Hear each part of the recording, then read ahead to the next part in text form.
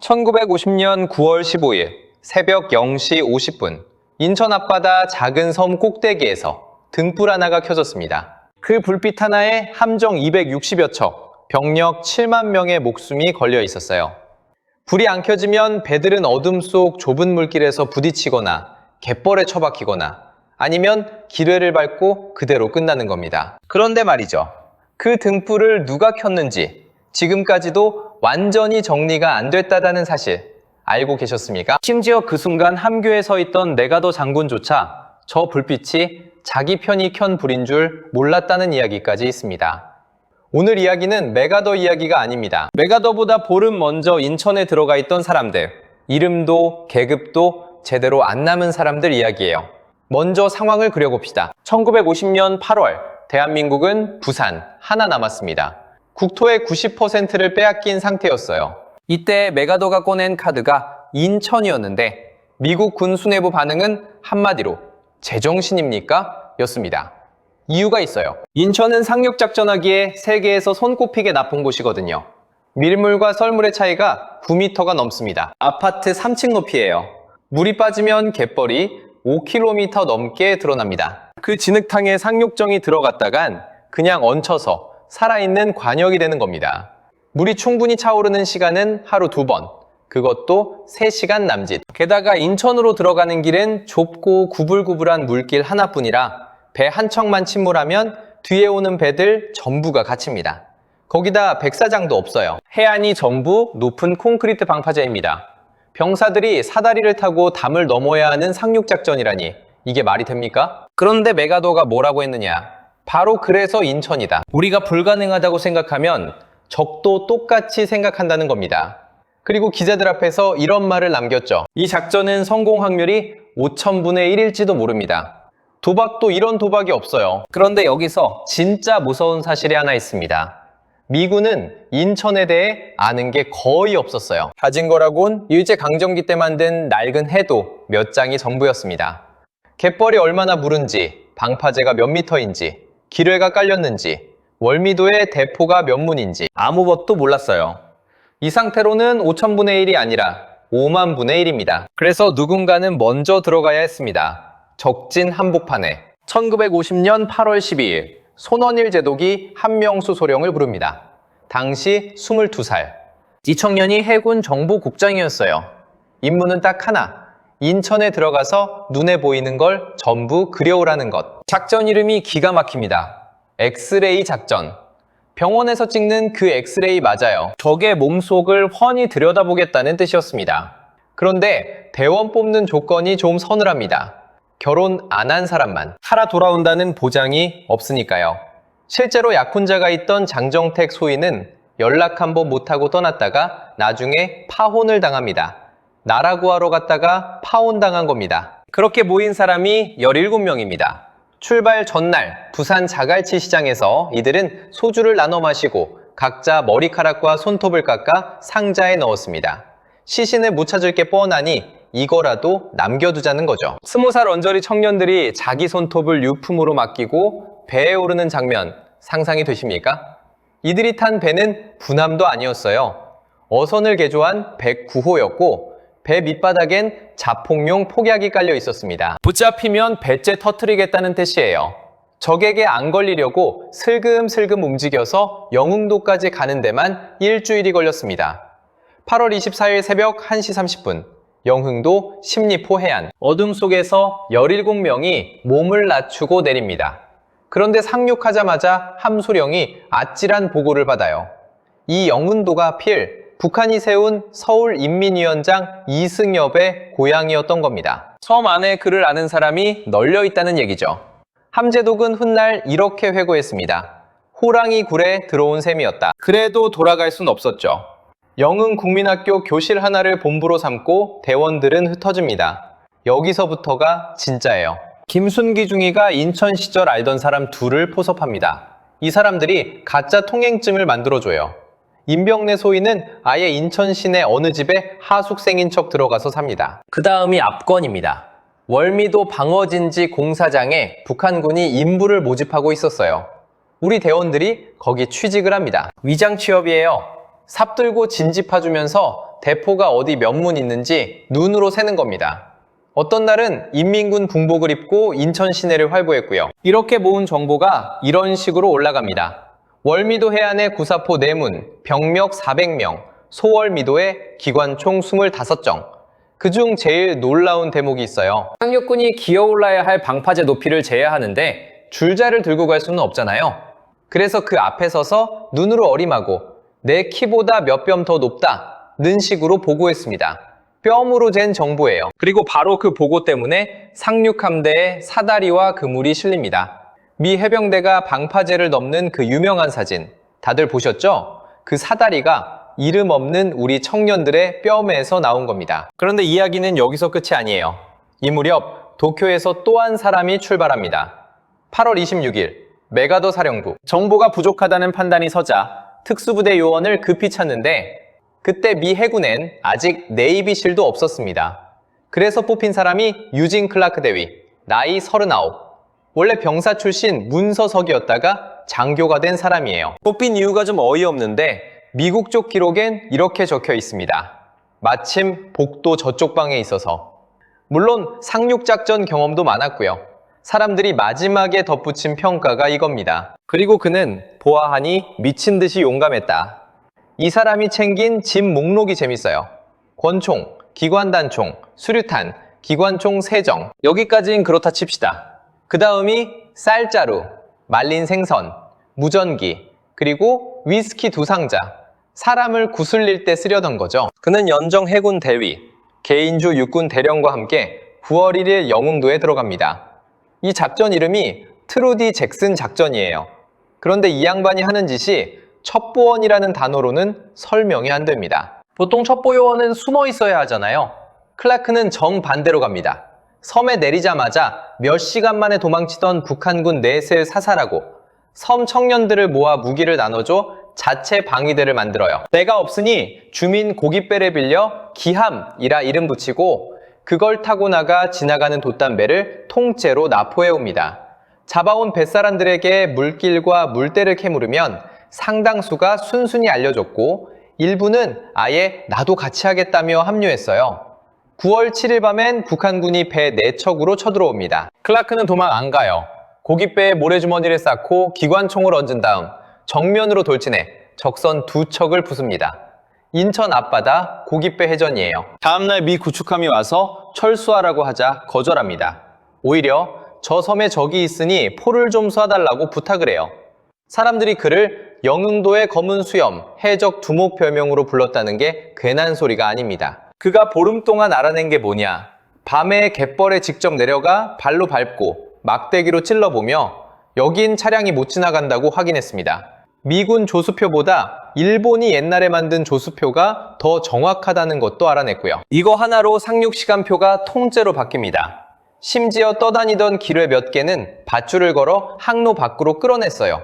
기뢰를요. 나모배로.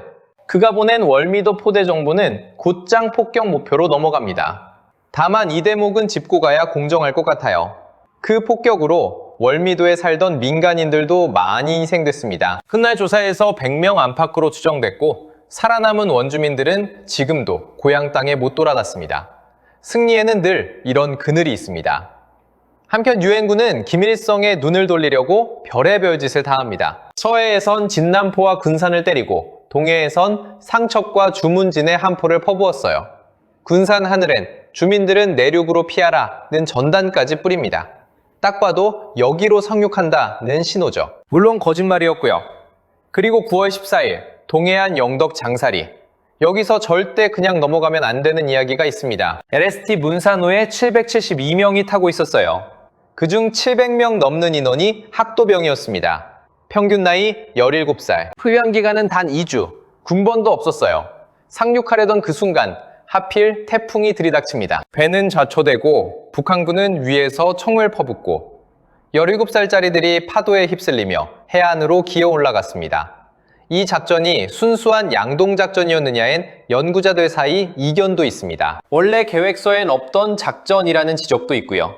다만 이 작전 자체가 1990년대 후반 갯벌에 처박힌 문산호 잔해가 발견되기 전까지 거의 알려지지도 않았습니다.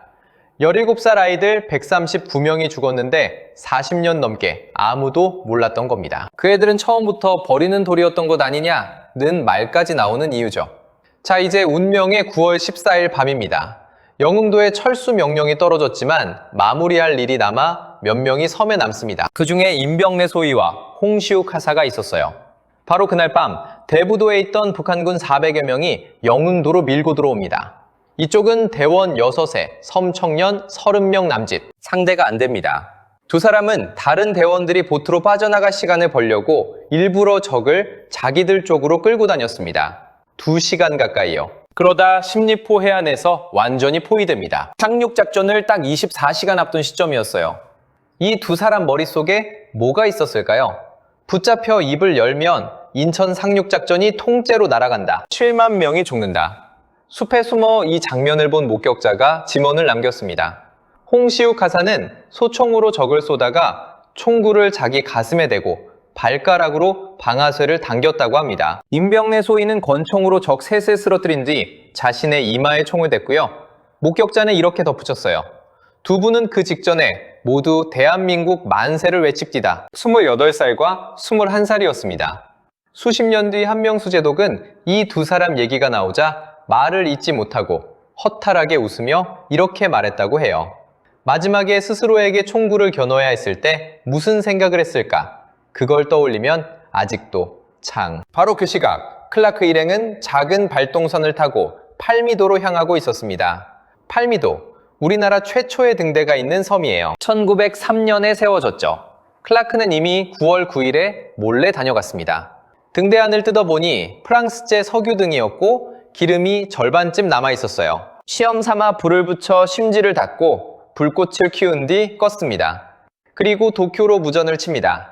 등대 사용 가능, 점등 시각, 지시바람. 그런데 이 양반 나가면서 등대 문짝에 낙서를 합니다. 킬로이 was here, 세프트쿠 1950. 킬로이가 다녀갔다. 우리로 치면 홍길동 다녀감이에요. 적진 한복판 등대 문짝에 낙서하고 나오는 이 배짱 어떠십니까? 그리고 14일 밤 명령이 떨어집니다. 15일 0시 30분에 점등하라. 그런데 이 마지막 순간이 아주 묘합니다. 팔미도에 도착했을 때 이미 0시 30분이었는데 하필 먼저 와 있던 도하들이 클라크 일행을 적으로 착각하고 총을 쏩니다. 아군 5인 사격이에요. 이거 정리하느라 시간을 잡아먹고 언덕 위 등대에 불을 켠 게 0시 50분, 20분 늦었습니다. 클라크는 그게 마음에 걸린 채 밖에 나와 땅바닥에 들어 누웠다가 그대로 잠들어 버립니다. 보름 동안 체중이 18kg이나 빠진 상태였거든요. 얼마 뒤 연정이 그를 흔들어 깨우고 아래를 가리킵니다. 어둠 속에서 군함 6척이 소리도 없이 미끄러지듯 지나가고 있었어요. 그 뒤로 또 오고 또 오고. 날이 밝자 인천 앞바다는 군함 200척이 넘게 들어찼습니다. 여기서 가장 얄궂은 반전이 나옵니다. 기암 함교에 서 있던 메가더, 그 옆에서 취재하던 종군 기자가 남긴 기록입니다. 인천 쪽 불빛을 본 도일 제독이 이렇게 말했대요. 저기 고맙게도 항해등까지 켜놨군요. 그러자 메가더가 대꾸합니다. 그놈들 예의 한번 바르군. 들으셨습니까? 자기 부하가 목숨 걸고 켠 등불을 적이 실수로 켠 불로 알고 농담을 한 겁니다. 그런데 이 등불을 둘러싸고 지금도 논쟁이 계속됩니다. 팔미도 등대 앞 안내판엔 이렇게 적혀 있어요. 특공대가 격전 끝에 등대를 점령했지만 나사못이 빠져 불을 못 켰는데 어둠 속에 엎드려 있던 최규봉 켈로 부대장의 손에 우연히 그 나사못이 잡혀 극적으로 불을 밝혔다고요. 영화 같은 장면이죠. 그런데 몇 년 전 한 신문이 이걸 한 달간 파고들었더니 결과가 좀 난감했습니다. 클라크의 수기엔 최규봉이라는 이름이 아예 안 나와요. 한국인 이름이 30개쯤 나오는데도요. 함께 있었다는 연정도 자서전에 그를 언급하지 않았습니다. 무엇보다 클라크 기록엔 그날 팔미도에서 전투 자체가 없어요. 한명수 제독도 딱 잘라 말했습니다. 팔미도엔 인민군이 없었다. 적이 없는데 무슨 전투가 있겠나. 나사못 이야기도 이상합니다. 당시 등대는 전기가 아니라 석유등이었어요. 발전기로 바뀐 건 1954년입니다. 그럼 무슨 나사못이 빠져 불을 못 켰다는 걸까요? 물론 유족 측은 반론합니다. 해군 공식 책자에 이름이 들어가 있고 켈로 부대는 군번도 없는 무명 용사였기에 기록이 남기 어렵다는 거죠. 이 말도 일리가 있어요. 애초에 존재 자체를 감춰야 하는 조직이었으니까요. 그래서 저는 누가 옳다고 못 받고 싶지 않습니다. 다만 한 연구자의 말이 계속 마음에 걸려요. 영웅 한 사람이 부각되면 그를 도운 수많은 무명 용사는 사라진다. 그럼 그 사라진 사람들은 누구였을까요? 영흥도와 덥적도에 살던 평범한 청년들입니다. 농사 짓던 사람들, 고향 잃고 내려온 피난민들. 이들이 첩보대의 눈과 발이 됐어요. 인천에 들락거리며 병력을 세고 빈집을 내주고 밥을 지어 나르고 다리 밑에 잠복한 대원들에게 몰래 먹을 걸 가져다 줬습니다. 한명수 제독이 말했어요. 첩보부대의 공로는 사실 인천 시민과 영흥도 주민들에게 돌려야 한다.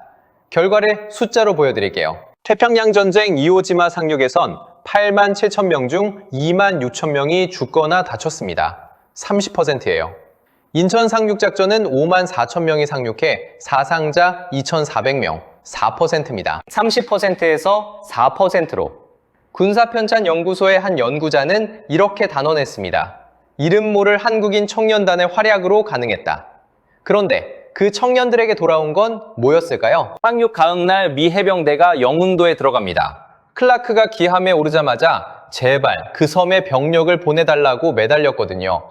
하지만 하루가 늦었습니다.